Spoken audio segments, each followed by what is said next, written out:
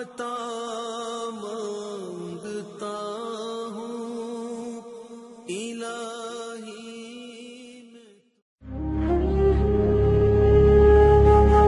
اس نے ایک مانگنے والے کو جھٹ سے کچھ نکال کر دے دیا. میں نے کہا کہ بھائی دیکھ بھال کر دینا چاہیے. یہ فراڈ لوگ ہوتے ہیں اور عام انسان کے جذبہ نیکی کو ایکسپلائٹ کرتے ہیں.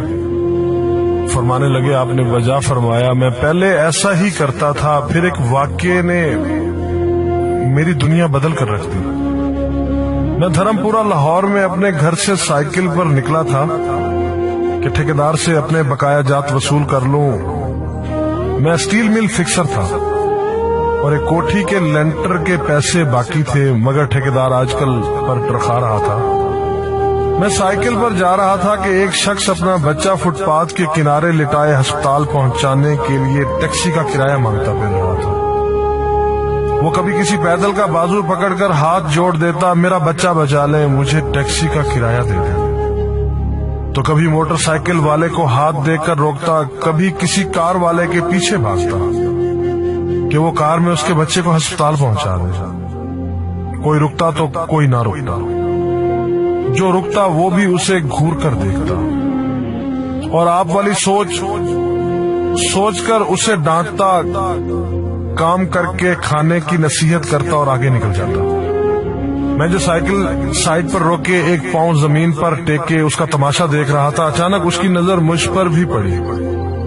اس نے میری سائیکل کا ہینڈل پکڑ لیا. بھائی جان خدا کے لیے میرے بچے کی زندگی بچا دیں، اس کو سخت بخار ہے، آپ نیچے اتر کر اس کو دیکھ تو لیں، آپ کو یقین آ جائے گا. آپ دیں گے تو شاید کسی اور کو بھی اعتبار آ جائے. مگر میں بھی آپ کی طرح سوچ رہا تھا. پھر جس جارحانہ انداز میں اس نے میری سائیکل کا ہینڈل پکڑ رکھا تھا، لگتا تھا کہ ادھر میں سائیکل سے اترا اور ادھر وہ سائیکل پکڑ کر بھاگ جائے گا. میں نے بھی اسے کام کر کے کھانے کی تلقین کی اور پچھلے جمعے میں سنی ہوئی حدیث اس کو بھی سنا دی. کما کر کھانے والا اللہ کا دوست ہوتا ہے. اور اپنا ہینڈل چھڑا کر بڑبڑاتا ہوا آگے چل پڑا. حرام خور ہمیں بے وقوف سمجھتے ہیں. 2-3 گھنٹے کے بعد جب میں بقایا جات وصول کر کے واپس آیا تو وہ ابھی اسی جگہ کھڑا مانگ رہا تھا. بچے کو اب وہ سڑک کے پاس لے آیا تھا اور اس کے چہرے سے کپڑا بھی اٹھا رکھا تھا. وہ دھاڑے مار مار کر رو رہا تھا. اب وہ بچے کے کفن دفن کے لیے مانگ رہا تھا. میں نے سائیکل کو روک کر پاؤں سے نیچے ٹیکا اور میت کے چہرے کی طرف دیکھا. پھول کی طرح معصوم بچہ زندگی کی بازی ہار گیا تھا. میرے رونگٹے کھڑے ہو گئے.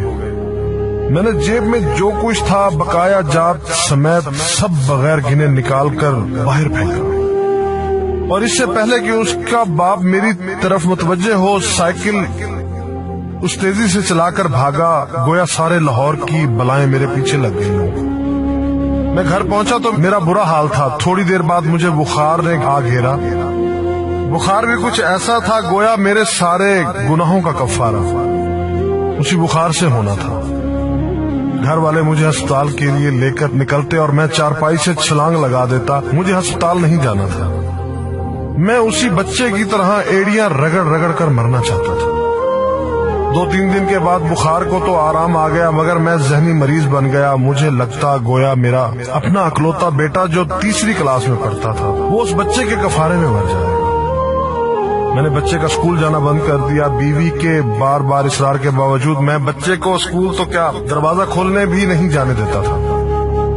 40 دن گزر گئے تھے اور بچے کا نام اسکول سے کٹ گیا تھا. وائف نے اپنے بھائی سے بات کی جو دبئی کی کمپنی میں کیشیئر تھا. اس نے مجھے باہر بلانے کے لیے پاسپورٹ بنانے کو کہا مگر ایک تو میں شناختی کارڈ بھی پیسوں کے ساتھ نکال کر بچے کی میت پر پھینک آیا تھا. دوسرا میں خود بھی بچے کو اکیلا چھوڑ کر باہر نہیں جانا چاہتا تھا. وہ 40 دن قیامت کے 40 دن تھے. 40ویں دن 10 بجے کے لگ بھگ ہمارے گھر کا دروازہ بجا. دروازہ میں نے خود ہی کھولا اور سامنے اس بچے کے باپ کو دیکھ کر مجھے چکر آ گیا. مجھے لگا جیسے ہم دونوں آمنے سامنے کھڑے خلا میں چکر کاٹ رہے ہیں.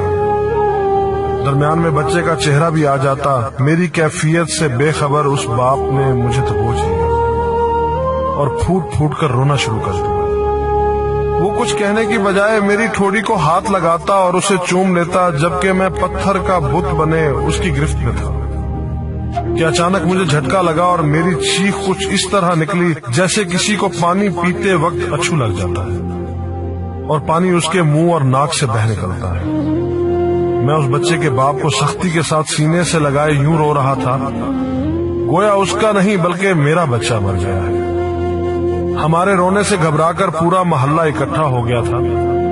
آہستہ آہستہ 40 دنوں کا غبار نکلا، اس کو میں گھر میں لے کر آیا۔ محلے والے بھی آ گئے تھے جنہوں نے اس آدمی سے بہت افسوس کیا۔ کچھ دیر بعد اس نے اپنی جیب سے میرا شناختی کارڈ نکالا اور مجھے واپس کیا، پھر جیب میں ہاتھ ڈال کر کچھ پیسے نکالے اور میرا شکریہ ادا کر کے کہنے لگا کہ آپ کے پیسے بڑے برکت والے تھے، شاید آپ کے خلوص کی برکت تھی کہ میرے بہت سارے کام ہو گئے۔ سارے اخراجات کے بعد کچھ پیسے بچ گئے تھے، ان میں کچھ پیسے میں نے ادھار لے کر ڈالے ہیں، یہ آپ قبول کر لیجئے، باقی میں بہت جلد آپ کو واپس کر دوں گا۔ میں نے پیسے واپس لینے سے سختی کے ساتھ انکار کر دیا اور منت سماجت کر کے اسے پیسے رکھنے پر راضی کر دیا۔ اس کے بعد میں یہاں بطور اسٹیل فکسر آ گیا۔ میں جی جان سے کام کرتا تھا، چند ماہ میں ترقی کر کے فورمین بن گیا۔ 3 سال بعد میں نے سالے کی مدد سے اپنی کمپنی بنا لی۔ اور اس بچے کے والد کو بھی اپنی کمپنی میں بلا لیا۔ آج وہ میری کمپنی میں فورمین ہے۔ اس بچے کے بعد اللہ نے اس سے 2 بیٹوں اور 1 بیٹی سے نوازا ہے۔ میں اسے آپ سے ملواؤں گا، مگر اسے سائیکل والا قصہ مت بیان کیجیے۔ وہ آج تک نہیں پہچانا کہ میری سائیکل روک کر اس نے مجھ سے سوال کیا تھا۔ وہ مجھے ولی اللہ سمجھتا ہے جس نے اس بچے کی لاش دیکھ کر سب کچھ نکال کر دے دیا۔ قاری صاحب، اس دن کے بعد میں کسی کو خالی ہاتھ نہیں لوٹاتا۔ قاری صاحب، اس دن کے بعد میں کسی کا ہاتھ خالی نہیں لوٹاتا۔ تھوڑا سا دینے سے نہ وہ امیر ہوتا ہے اور نہ میں غریب ہوتا ہوں۔ بس دل کو تسلی ہوتی ہے کہ میں اس بچے کا خون بہا ادا کر رہا ہوں۔ رہ گئی لوٹنے کی بات، تو قاری صاحب ہمیں کون نہیں لوٹتا؟ جوتے والا ہمیں لوٹتا ہے، کپڑے والا ہمیں لوٹتا ہے، سبزی اور گوشت والا ہم کو لوٹتا ہے۔ اتنا لوٹنے کے بعد اگر کوئی ہمیں اللہ کے نام پر لوٹ لے تو شاید حشر میں ہماری نجات کا سامان ہو جائے کہ یہ بندہ میری خاطر میرے نام پہ لوٹتا رہا ہے۔